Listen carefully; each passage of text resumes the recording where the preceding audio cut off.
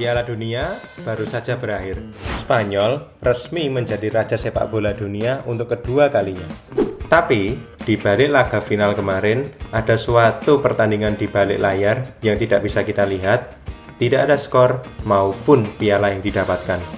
Pertandingan itu adalah persaingan dua perusahaan olahraga terbesar di dunia, yaitu antara Adidas dengan Nike.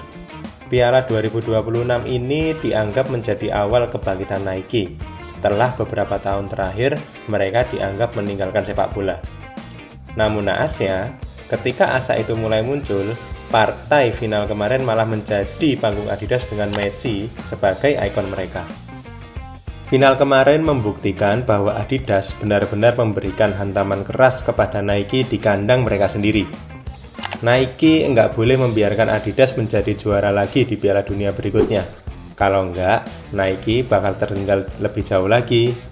Lalu pertanyaan baru muncul, siapa ya yang bakal menguasai brand sepak bola berikutnya? Persaingan Nike dengan Adidas bahkan sudah terjadi sebelum laga final Piala Dunia itu dimulai. Persaingan dimulai ketika Adidas mulai mengupload iklan mereka di YouTube yang berisi pemain bintang mereka seperti Jude Bellingham, Lamine Yamal, dan tidak lupa Lionel Messi. Seakan tidak mau kalah, 1 bulan kemudian Nike mengupload iklan Piala Dunia mereka di YouTube dengan views yang jauh lebih gila. Di video itu kita bisa melihat Haaland, Vini, Mbappe, dan tidak lupa jagoan kita, Bang Dodo. Dan ternyata iklan ini jauh lebih meledak daripada punyanya Adidas.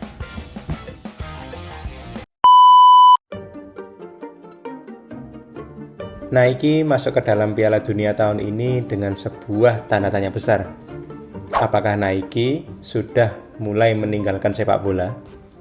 Hal ini dimulai ketika John Donahoe, CEO Nike pada tahun 2020, mengambil sebuah langkah yang besar. Nike secara terang-terangan memutus kontrak dengan para retailer pihak ketiga seperti Foot Locker, Sportation, dan mulai menjual produk mereka melalui aplikasi dan website mereka sendiri. Hal ini bukan tanpa sebab, karena Nike pada dasarnya ingin meningkatkan penjualan mereka naik hingga 40%. Pada awalnya, strategi ini membuat penjualan meningkat pada saat pandemi dengan margin yang tinggi.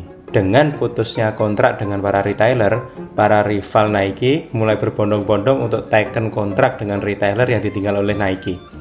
Alhasil, brand baru yang masuk ke dalam retailer seperti Adidas, New Balance, dan On Running mendapatkan brand awareness yang makin kuat karena produk mereka lah yang dipajang di etalase toko mereka.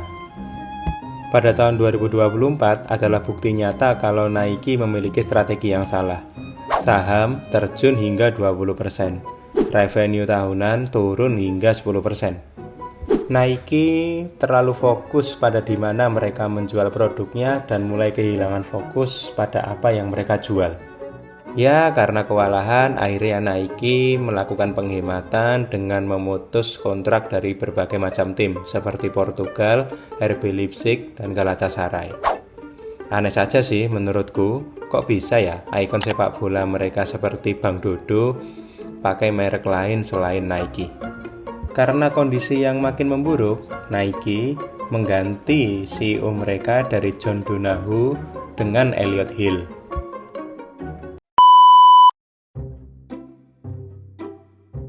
Sedikit berbeda nasib dengan Nike. Adidas sedang berada di dalam puncaknya.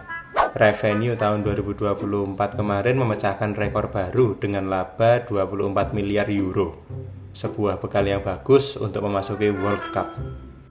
Bahkan, CEO Adidas sendiri mengatakan, "We are ready for the World Cup." Tapi, Adidas ke World Cup bukan tanpa luka. Di tahun 2022, Adidas terkena masalah dengan salah satu bintang iklannya yaitu Kanye West karena melontarkan pendapat anti-Semite. Hal itu diperparah lagi dengan DFB, yaitu Federasi Sepak Bola Jerman, mengakhiri kontrak jersey-nya dengan Adidas. CEO Adidas sendiri mengatakan jujur sedikit menyesal ketika Federasi Sepak Bola Jerman memutus kontrak dengan Adidas. Tapi Adidas tetap berkomitmen dan berharap bisa tetap memberikan sponsor kepada timnas Jerman. Dan dari dua kejadian tersebut, Adidas merugi sekitar 700 juta euro. Lalu pertanyaan baru muncul, kenapa ya Piala Dunia tahun ini menjadi event terburuk bagi Nike?